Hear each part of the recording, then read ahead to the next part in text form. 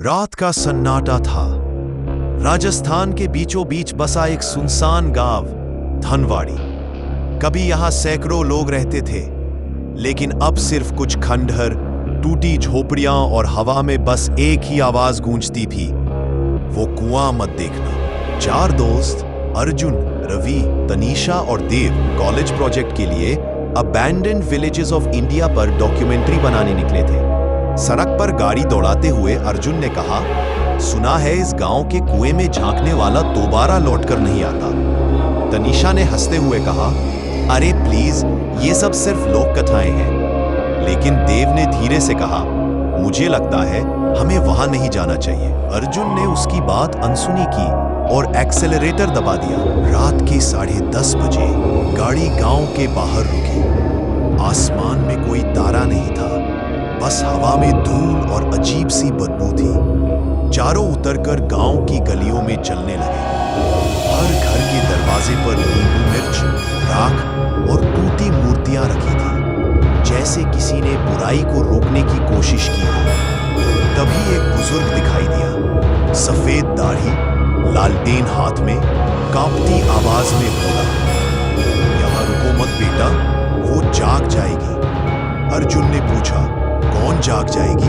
लेकिन बूढ़ा कुछ नहीं बोला, बस पीछे मुड़ा और अंधेरे में गायब हो गया। शापित कुआं। गांव के बीचों बीच उन्हें एक पुराना कुआं मिला, जंजीरों से बंधा, चारों तरफ लाल धागे और राख बिखरी हुई। देव आगे बढ़ा, झांकने लगा। तभी कुएं से बहुत हल्की फुसफुसाहट आई, देव देव। सब चौंक गए। देव बोला, किसी ने मेरा नाम लिया? अर्जुन ने कहा, शायद हवा है। देव झुककर नीचे देखने लगा। तभी एक सफेद सड़ी हुई हथेली कुएं से बाहर निकली और देव का हाथ पकड़ लिया। कुएं से पानी छलकने लगा, लेकिन वो पानी नहीं था, खून था, लाल रंग का, गाढ़ा, और उसमें से उठती सड़ांध ने सबको बीमार सा कर दिया। तभी कुएं के अंदर से देव की आवाज आई, अर्जुन नीचे आ, ठंड लग रही है। तनीषा ने रोते हुए कहा, देव मर चुका है, ये उसकी आवाज नहीं है। लेकिन वो आवाज और नजदीक आती गई। मैं यहां हूं अर्जुन, देखो। डर से कांपते हुए तीनों एक पुरानी हवेली में घुस गए।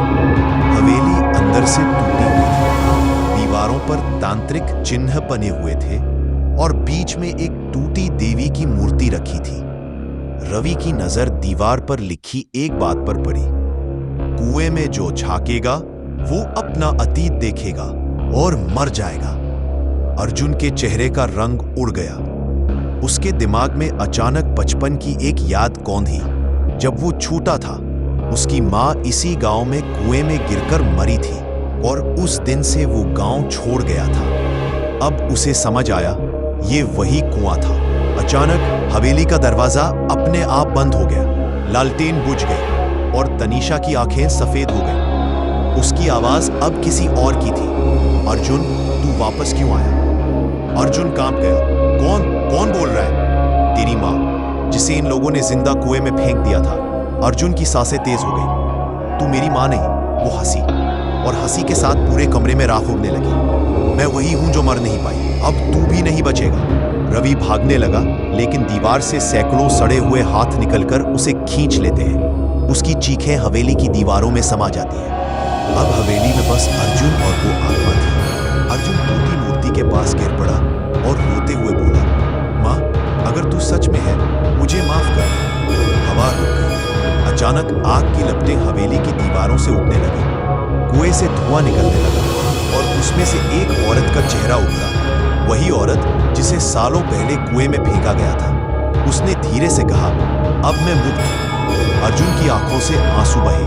हवेली गिरने लगी, जमीन फट गई और कुआं राख में बदल गया। सरकारी टीम गांव में आई।